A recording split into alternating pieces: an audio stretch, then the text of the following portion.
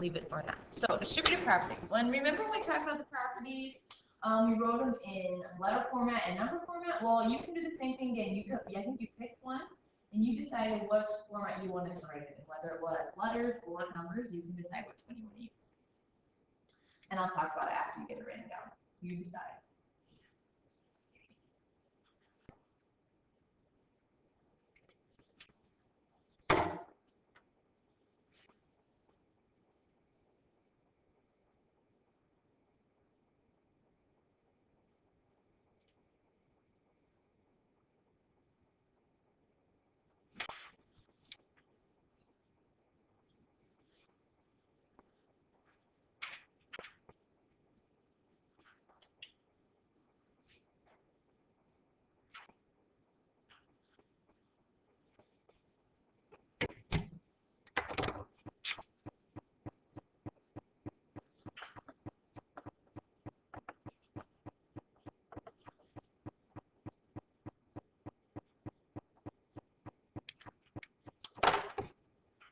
Alright, so what are some things you notice about distributive property? What is something you notice? Something you notice. What's going on in it? What's going on in it?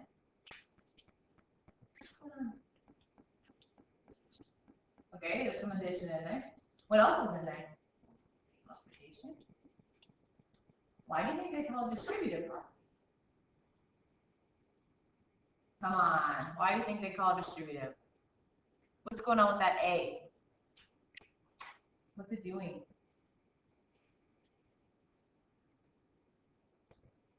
Anybody? McKenna, what's going on? Yep, multiply by the 7 in the parentheses. Notice something always stays the same. What's always consistently staying the same? A lot of times it's this sign right here, staying the same. So what is really happening is this letter is multiplied by this, and this letter is multiplied by this, and you add it together. Now you may be like, why would I ever use this? Because, for example, a lot of times you've seen it like this before in your homework, and a lot of you to solve this problem would probably do what? You'd add 4 and 2, correct? And then you multiply by 3, right? That's how you should solve something, but sometime along the line, guess what's going to pop inside those parentheses? A letter. And it's going to look something like this. 3, and then D plus 4 inside those parentheses. Can you add D plus 4? Can you add D plus 4? We don't know what D is, so we cannot do that. So to simplify something, to make it as small as you possibly can, because in algebra, we're always making something as small as we possibly can. We don't want a big, long run-on math sentence. We want it as small and as simple as possible. So distributive properties can help you do that, right? So when you do the distributive property with a letter, you're going to multiply 3 times D and then 3 times 4. That's the simplest form you can possibly have it. Now, if you ever see something like this, I don't care if you do 4 plus 2 multiplied by 3, that's fine, because that's how I would do it too. I would probably never use a distributive property to solve this. But you have to use it if you have a letter involved. So that's where we have to talk about it. So, all right, let's practice it here. So before, let's not do it in the way we would normally do it. Okay, so let's use a distributive property. So let's write it out and see what this looks like. So we have 8 and then parentheses 3 plus 1 in there. So what will be the first things you're going to multiply inside that? What will be the first thing? What do you think? Hannah? Nope, we're going to do the distributive property where we're just going to do it. Yeah. Yep, so we're going to, oh, no. So 4 times 3. Or 8 times 3. Yes, there we go. So we're going to do 8 times 3 first. Okay, that's the first thing we're going to do. The sign is going to come down. And then what are we going to do? What are we going to multiply by each other then? 8 and 1. So this is how it would look like. This is what it would look like. Then you solve like normal. So 8 times 3 is 24.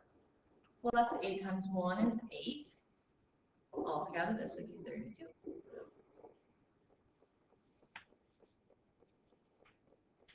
Okay, so today we're not going to solve it how we would normally solve it. We're going to use distributive property for everything today just to get you in the habit.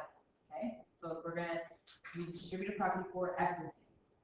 So this one's a little trickier. Why do you think this one's a little trickier? Yeah, go ahead. There's a negative and there's a subtraction sign.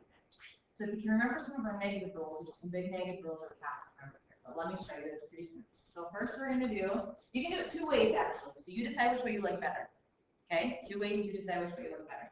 First you're going to take the negative 2 times the 3. Okay?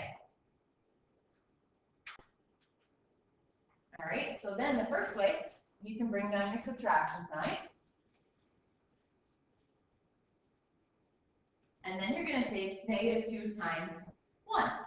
So it's negative 2 times 1. This is what it looks like. Okay? So let's start solving it then. So what's negative 2 times 3? Negative 6, right? Minus, what's negative 2 times 1? Negative 2. What's the rule? Keep change. Keep change. So really this is going to be a negative 4. Why does it keep change? Because we have a negative and we have subtraction together. Remember, you have to change it to your add and your offset. All right, so that's one way to do those types of problems. Some of you might find that easier just to bring everything down. Okay, let me show you another way. You can write this one if you want to, you don't have to. Okay. So what's negative 2 times 3? Now I'm going to forget writing it out. I'm just going to tell you. So what's negative 2 times 3? Okay, so those two would be negative 6. Then you can do it this way if you want. You can take negative 2 and pretend that's a negative 1. So what's negative 2 times a negative 1? Positive 2, right? So you could write positive 2. So really it's negative 6 plus 2, negative 4. So it's up to you. Some of you will probably start the way I showed you at the beginning and start to see what's going on. You might change this way. It's up to what you want to do, and we'll practice more of this if you want. Okay, we'll practice more. So let's do that. Let's actually practice another one of those. Let's practice negative 2 parentheses. What was it? 4 minus 3. Okay. Do you want to try it yourself? See if you can get it. You try it yourself. See if you can do it.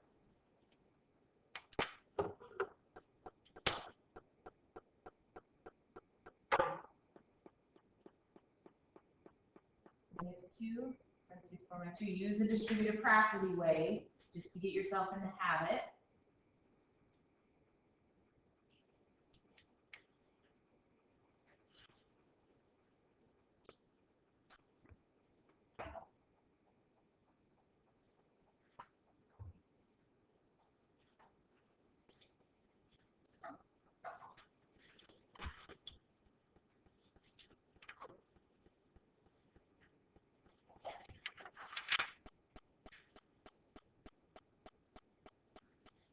All right, anybody want to share what they did? Who's going to share with me? Somebody I haven't heard from yet today. Come on. Guys, we have to do some jumping jacks? Some calisthenics? Okay, I'll do that with the next class. All right, so what did you do first? Tell me what you did. Kate, what did you do?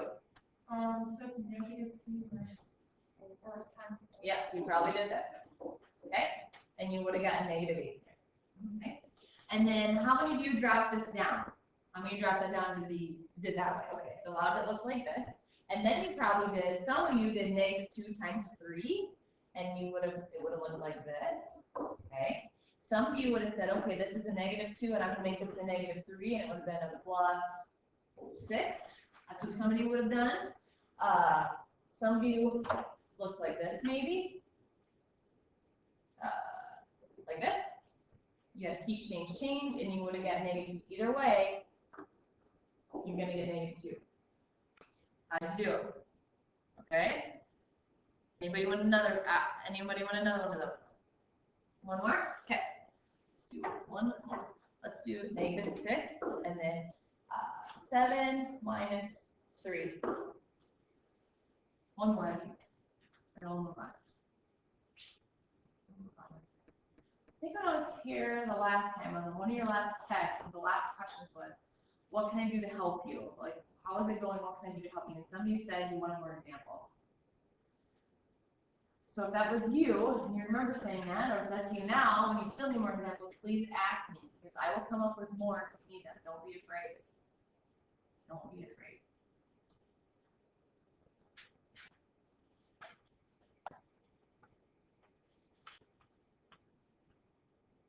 Don't be afraid.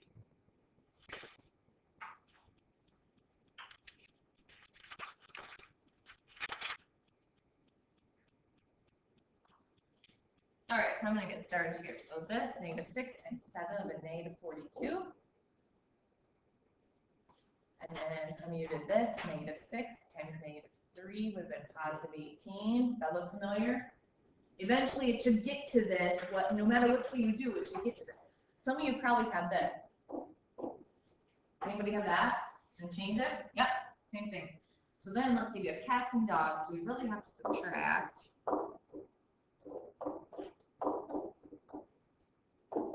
-24? Good? All right, let's move on. Let's do some with letters in it. Now this is where this is gonna come in handy. This is where you have to use distributive property because, like I said, where you can't add 6 and m, you can't add x and -1. Okay, it just does not work. So rule number 1, I think we talked about this last year. When you have a lonely variable, what should you always do with it? Add a 1, and I want you to start that now because you're going to use it today from now on to the rest of the year.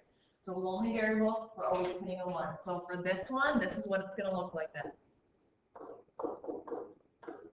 And another thing that confuses kids is they don't know that this 5 can go on either side of the parentheses. That 5, what you're multiplying, can go on either side. It doesn't matter. But some of you like to see it in front. Who likes to see it in front? That's fine. You can put it in front. That's fine. Put it in front. So if you would rather see it like this, that's fine with me. Sometimes it's easier. But just know that that number could show up on the back side too. So now you're going to start your multiplication just like what we did with distributive property. So what's 5 times 1? 5, right? So 5m is what that's going to look like. That variable is going to come along for the ride. He's like the baggage. He doesn't leave. He's going to come along. And then you're going to do your plus sign if you don't have any negatives involved. Okay? And then you're going to do 5 times 6, which is 30. And this is as far as we can go. We cannot go any further because we don't know what n is. So this is it simplified to the lowest term. That's it. That's all.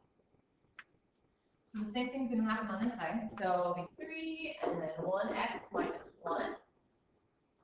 Notice that there's a subtraction sign in it. That's okay. There's no negatives involved anywhere, so we don't have to worry about changing or anything like that. So this one would look like this. 3x. I can bring my sign down because there's no subtract or negative weird things going on. And I'm going to take 3 times 1, be 3, and that's as far as I can go. The only thing you have to worry about is keep changing when there's some negative in there too. Okay? You don't have to worry about any other thing. Anybody have questions for me? Really simple so far? That's all right. All right, I want you to try a few yourself. You try these. Try that one. And then I'm going to throw in a -1 there too. So -3 and then 6m minus 1.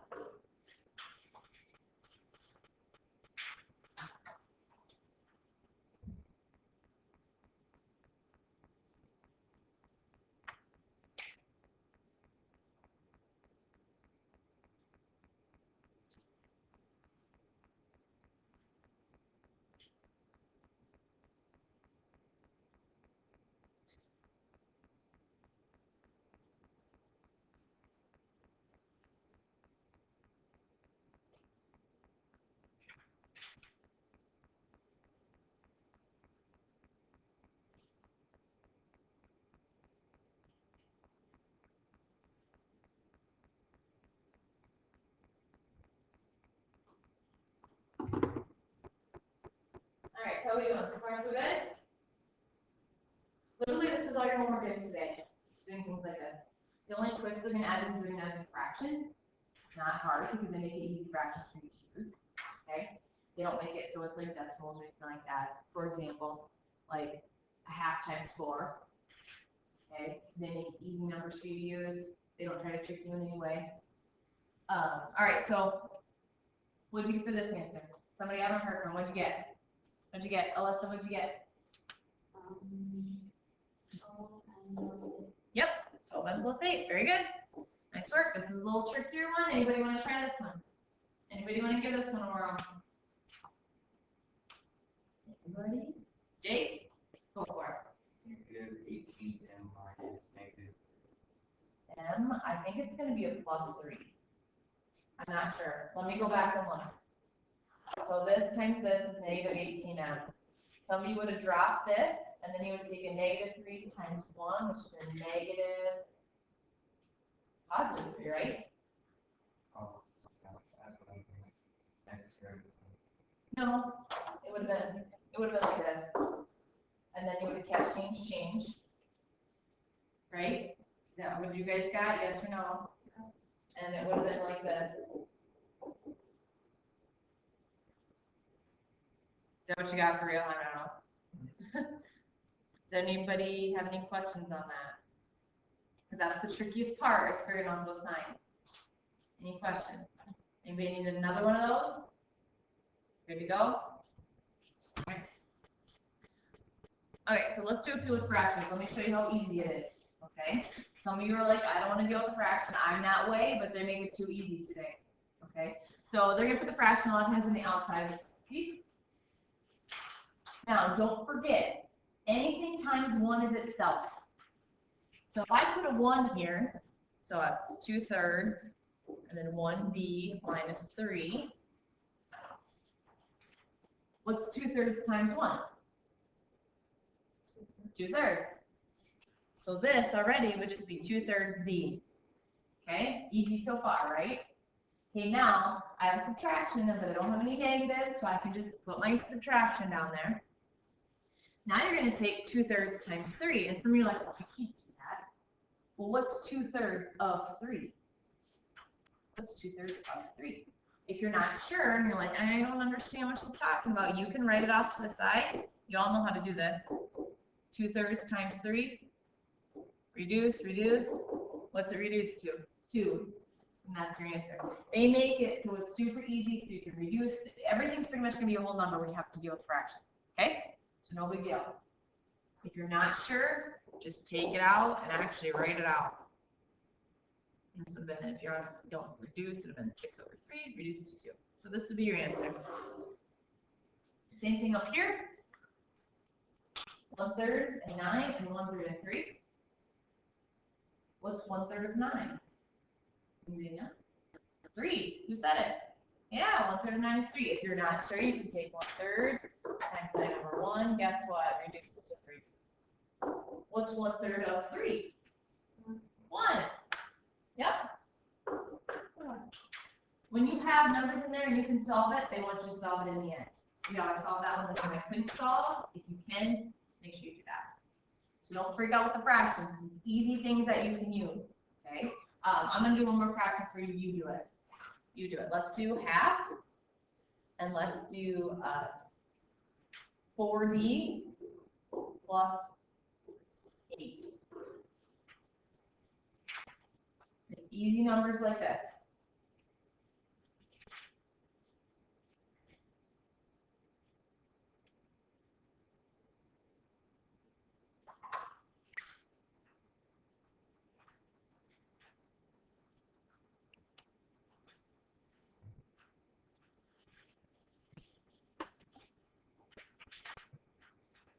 All right, any questions?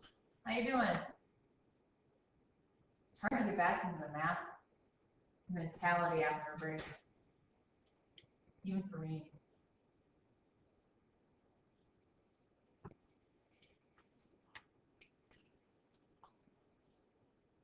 All right, so what's 1/2 of 4?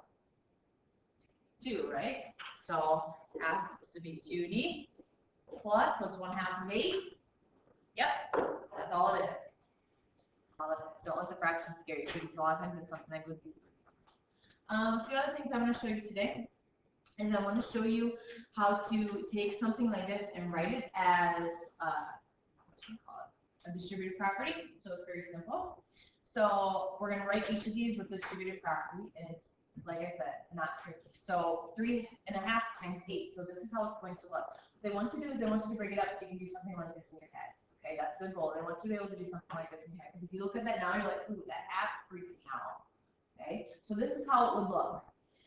You're gonna break these two things up, 3.5. Basically, you're gonna separate them, okay? And then you're gonna take your number that's pretty much by itself. You're gonna take 8 times 3 and 8 times 1/2. Now, how is that gonna look? 3 times 8 plus 1/2. I guess I should write it in the same order. 1/2 times 8. So it's 8 times 3. 24. What's 1/2 times 8? 4. This is 28. What they want you to do is just break it apart. That's it. So they want you to take 8 times 3 and then 8 times 1/2 and add them together. Same thing over here. What are we going to break apart? What are we going to multiply? What are we going to do? What are we going to multiply? Okay? The 2 and 6. Yeah, we're going to start with 2 and 6, which is 12, right? And we're going to start with 6 and 2/3 of 6 and 2. What's 2/3 of 6? If you're not sure, you can do this. It goes in once, goes in twice. What's 2/3 of 6? 4. And it would be 16. So breaking it up, here's what they want you to do. That's what they're going to ask you to do today. Okay, sound like a plan? Then they're going to ask you to find these in distributive property. Do not today, there's going to be something like this on your homework. Do not do this. If this would be 13 times 4, I don't want to see this. Okay, I'm going to teach you how to use distributive property so you can do it in your head. So what's happening? So what's 22? What can it be split into? Now we're not thinking like the tree. We're thinking of what plus what is 22. What are simple numbers? What plus what is 22? 20 and 2. 20 plus 2 is 22. Then they want you to take 6 times each one of those and figure out the answer. And you're like, well, that's stupid. Actually, this is a really easy way to mentally find this. Because how many of you could do some of these in your head? Not many of you. Some of you could, but not all of you. Okay? So what would I split 31 into? 30 and 1, right? 31. So what's 5 times 30? What's 5 times 1? This is 155. What am I going to split 13 into? I actually think this is kind of fun because you can actually do this in 10 and 3, right? What's 5 times 10? What's 5 times 3? This would be 65. I actually wish they would have taught us like this when we were younger. Because we never got taught like this when we were younger. I never did. And I actually think this is easier because you're using your basic facts. Try this one.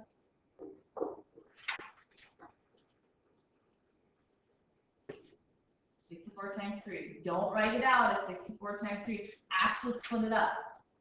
I bet you can do this way faster than you could actually writing it out. What would you split it into? Sure, 60 and 4. Was anybody ever taught this way when they were younger?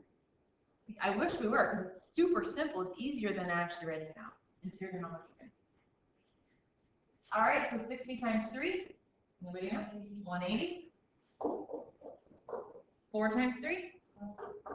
192. What do you think?